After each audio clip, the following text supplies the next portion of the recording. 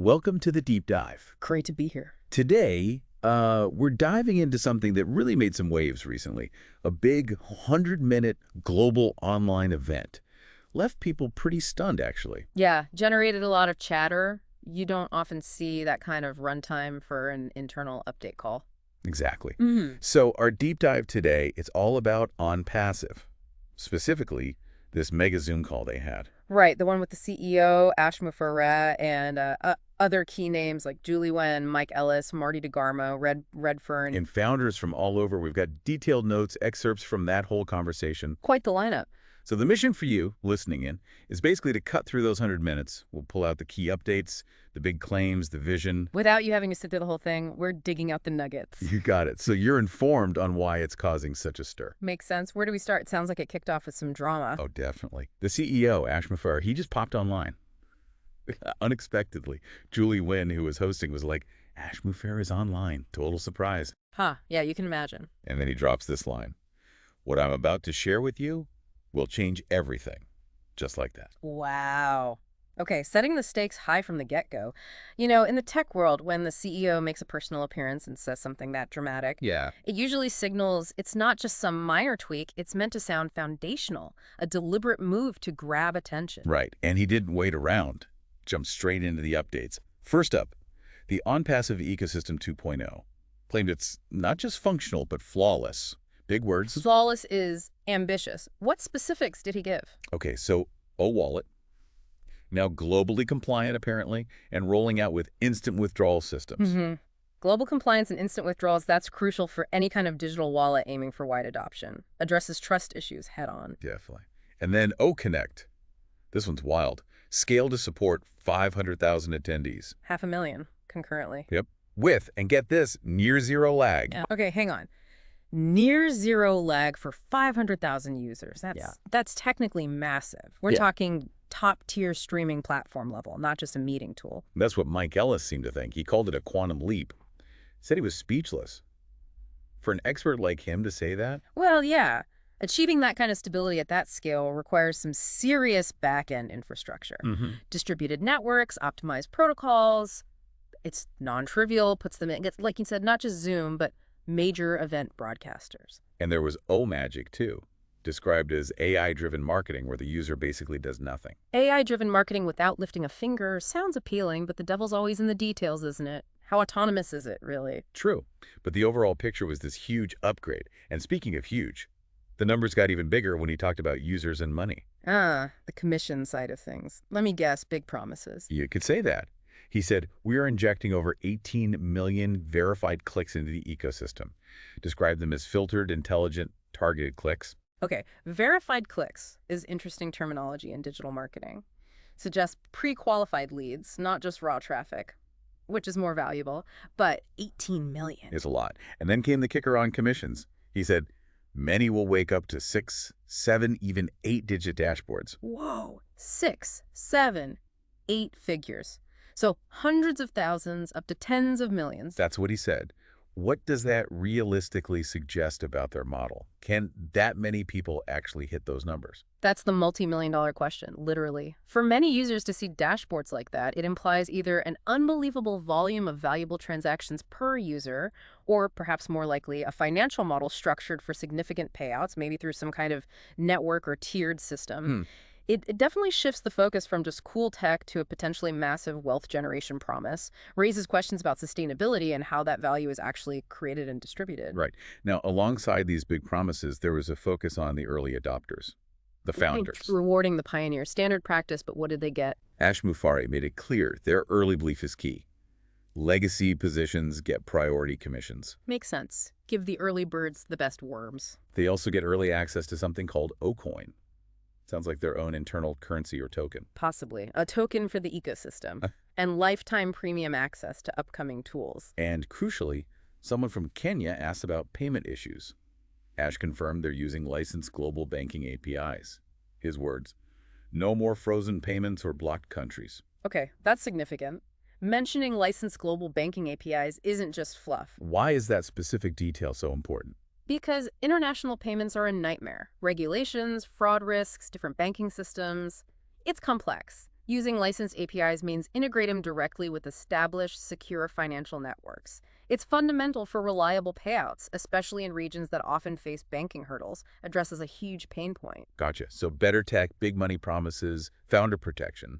But then they unveiled more new stuff. Redfern brought up whispers of new AI tools. And Ash delivered. Totally. He announced OGenie, an AI assistant.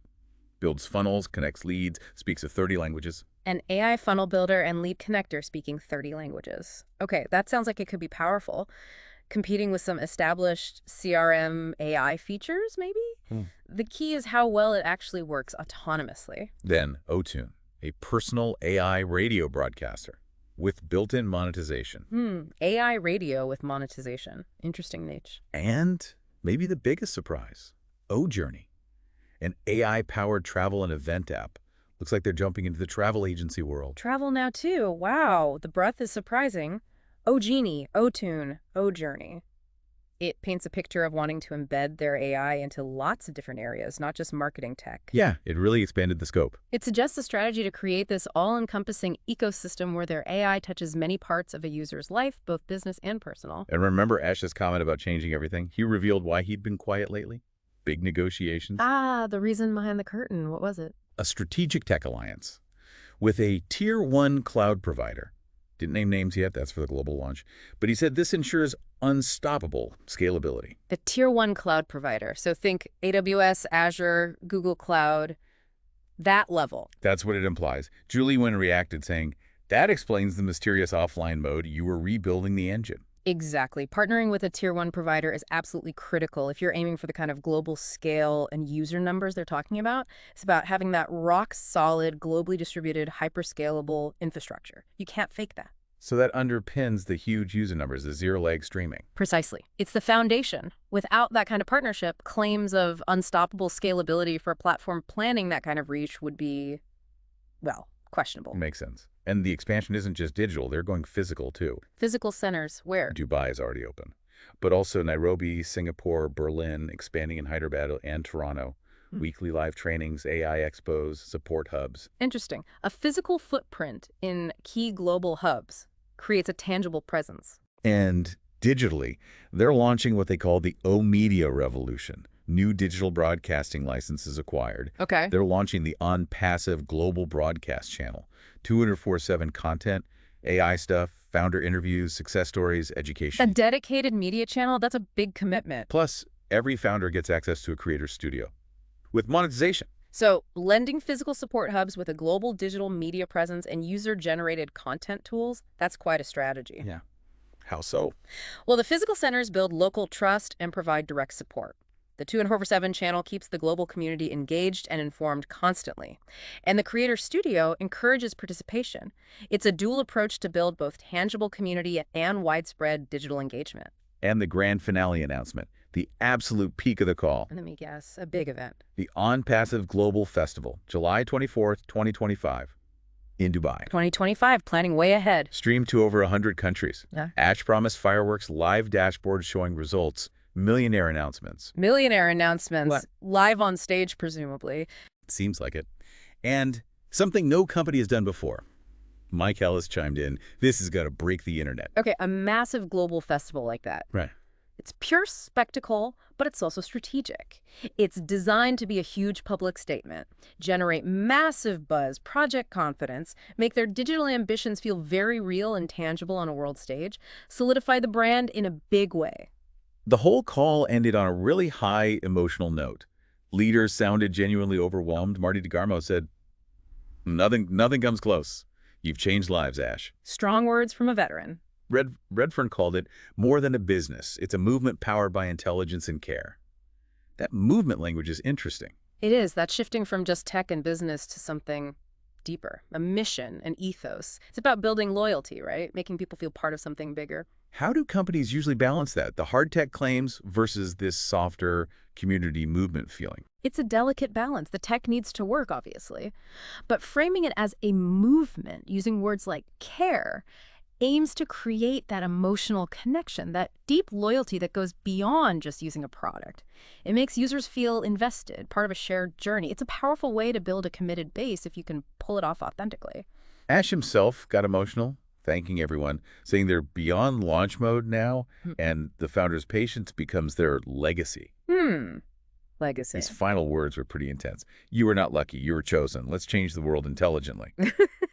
Then the call ended with fireworks, animations, music, Yeah. the works. Wow. Chosen. That's quite a statement. It ties into that whole movement idea. Okay, so let's quickly recap the big takeaways from this intense ONPASSIVE session. We got the flawless ecosystem 2.0 revealed globally compliant O-Wallet, the technically ambitious 500K user, near zero lag O-Connect, and the hands-off AIO magic. Right. Then the massive financial projections, 18 million verified clicks injected, and those potential 6, 7, even 8-figure commission dashboards. Huge numbers, raising questions about the underlying model. Plus, the specific benefits for founders' priority commissions, early O-Coin access, lifetime premium tools, and that crucial confirmation of secure international payouts via licensed banking APIs. Which is a major technical and regulatory hurdle cleared, seemingly. Then the surprise new AI tools, OGenie for multilingual funnel building, OTune for AI radio, and OJourney pushing into AI travel shows real breadth. Diversifying the AI applications across their ecosystem. And critically, that strategic alliance with a Tier 1 cloud provider, the foundation for their unstoppable scalability claim. Absolutely essential for the scale they're aiming for. We also saw the physical expansion plans, global centers for training and support, coupled with the O-Media revolution, a 247 global broadcast channel and creator studios for founders. That dual physical-digital approach to building community and presence. All building towards that grand finale. The ONPASSIVE Global Festival in Dubai, July 2025, streamed globally, promising millionaire announcements and unprecedented spectacle. A massive public statement event. So, understanding all these pieces gives you, our listener, a pretty clear picture of ONPASSIVE's massive ambition and the scope of what they just announced. It's a shortcut to getting up to speed on a major player making big moves in AI and digital ecosystems. Definitely a lot to digest. Which leaves us with a final thought, perhaps. Given this incredibly ambitious scope, the integration of AI into so many areas, and that whole change the world intelligently ethos, what impact could a fully realized ecosystem like this, if it achieves its goals, actually have? Not just on specific traditional industries like marketing or travel, but maybe on how we even define a business or an online platform in the future. Something to think about. Today, we're digging into something pretty interesting, actually. It sits right where AI meets, well, digital money-making. It's this concept of AI-driven traffic commissions, specifically as ONPASSIVE Technologies presents it. Yeah, and our source material for this is quite extensive, a long, 100-minute chat with ONPASSIVE CEO Ash Mufareh, plus a whole panel. Global affiliates, founders, digital economists, AI analysts. Yeah. Quite the lineup. So our job today is to unpack what they're saying about using AI to, generate traffic, send it out, and maybe create passive income for people. Exactly. And what really jumps out from that discussion is it's not just talking about leads in general like we usually hear. It's focused on a very specific structured system they claim delivers guaranteed targeted traffic. The core pitch seems to be the system does the heavy lifting, and you, the user, could potentially get paid without even talking to a customer directly. Okay, let's break that down. AI traffic. What does that actually mean in this context? Sounds a bit futuristic. Right. Well, the sources define it as using AI to really analyze how people behave online. It looks at location-based interests, patterns, and then it automatically sends real people they stress, not bots, sends them to specific links belonging to these founders. So real people who are likely already interested. That's the idea. People who genuinely might want the products or services linked there. They talk about machine learning, analyzing big data sets, online behavior, demographics, past buying habits. It's about building detailed profiles to predict who wants what, trying to make sure the traffic isn't just numbers, but really qualified leads. And this is where it gets really different from, say, traditional affiliate stuff, right? Where you're always out there hunting for clicks. Yeah, that's a key point they make. Instead of you chasing traffic, ONPASSIVE, according to the sources, drives it to you. And it follows up too. Apparently so. The system is described as using AI, chat, emails, automated funnels, the works, really, to nurture those leads after they arrive. Okay, so the AI finds the people, sends them over, even follows up. But the big question then is, how do you actually get paid? What's the commission structure look like? It's described as having several layers. You get commissions when someone converts through your link. Could be a free sign-up, a trial, a full purchase. Okay. The layers they mention are direct referrals, people you bring in, then commissions from their referrals, so kind of a second tier, and then this really interesting part called AI spillover. AI spillover. So just random traffic landing in your lap? Not quite random is how they explain it. It's more like the main system, they call it OES, the on-passive ecosystem solution. The algorithm intelligently spreads out the general incoming traffic across all the founders. Ah, okay. So it's meant to be more balanced than just relying on your own efforts. That seems to be the goal, yeah. To make sure even people who aren't maybe natural marketers still get leads sent their way. And how does the system keep track of all that? Direct referrals, second tier, this spillover? Sounds complicated. They point to their OES 2.0 system. It supposedly tracks everything automatically. Doesn't matter, they say, if the traffic was organic, paid advertising, AI-driven, or this company-distributed spillover. If it lands under your user ID and that person converts, you earn a slice. Which sounds very much like that passive income dream, doesn't it? It does. Did they give any, real-world examples in the discussion, something to make it concrete? They did. There was an anecdote from an African founding member, Emmanuel Naunjam. He talked about his experience during a beta testing phase. He said he got 186 traffic leads sent to him. Okay. And out of those, 42 apparently converted into something commissionable. Without him doing anything directly? That was his claim, yes. No personal marketing effort for those specific ones. And it resulted, he said, in about $900 in commissions. So they use that to illustrate how this AI spillover could work, especially for non-marketers. That's interesting. But you have to wonder, is that typical or just one good example? That's a fair point. The sources highlight his story as an illustration, but, they don't really dive into average results or success rates across the board, or how things like different markets or products might change the outcome for different people. The focus is definitely on the potential. And these commissions, they're not just one-offs, are they? If someone subscribes. Correct. The idea presented is that these leads become active users, maybe renewing monthly, which then means recurring commissions for the user whose link they used. And the AI follow-up helps keep them engaged. That's the reported mechanism, yes. Using the AI chat and email to maintain that connection and encourage retention. So, okay, let's talk potential earnings then. What kind of numbers were being discussed? Well, they had a digital economist, Dr. Raj Patel, weigh in. He gave a kind of hypothetical, suggesting, for example, if a user made $25 per conversion and maybe received 10 conversions a day from this traffic. Okay, 10 a day. That would be $250 a day or $7,500 a month, just from the traffic side of things. And was that presented as a baseline or an optimistic scenario? It was framed more as a potential baseline, yeah, with the implication that some founders might see much more like 100+ conversions daily once everything's fully running globally. Wow, okay. And they also talked about scale, like top-tier founders who might have, say, 10,000 people in their downstream network. The idea is traffic gets distributed through that whole network, building up team commissions too. Which leads to the obvious question, where does all this traffic actually come from to fuel this whole engine? They described a few different sources.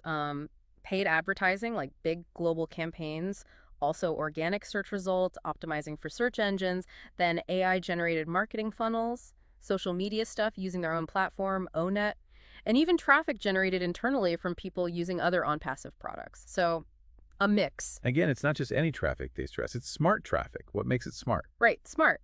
It means the AI supposedly figures out who's most likely to buy a specific product or service, and then it matches that person with the most relevant founder's link. So it's predictive targeting. Exactly. Aiming for quality over just sheer volume, predicting interest to get better conversion rates, that's the claim. Now, these are some pretty big claims, and it sounds complex to manage globally. Did the sources talk about potential challenges? That's a really important angle, the conversation we drew from. It was definitely focused on the potential, the vision, the mechanics as designed. They didn't spend a lot of time on, say, the challenges of scaling global ad campaigns effectively or how changes in Google or Facebook algorithms might impact things. On market saturation? Or market saturation for certain products, right. Those kinds of potential hurdles weren't really explored in depth in this particular discussion. It was much more about the solution they believe ONPASSIVE offers. Okay, understood. So focusing back on the process they describe, once commissions are earned, how does the payout actually happen? Is it clear for the user? They say it's pretty straightforward.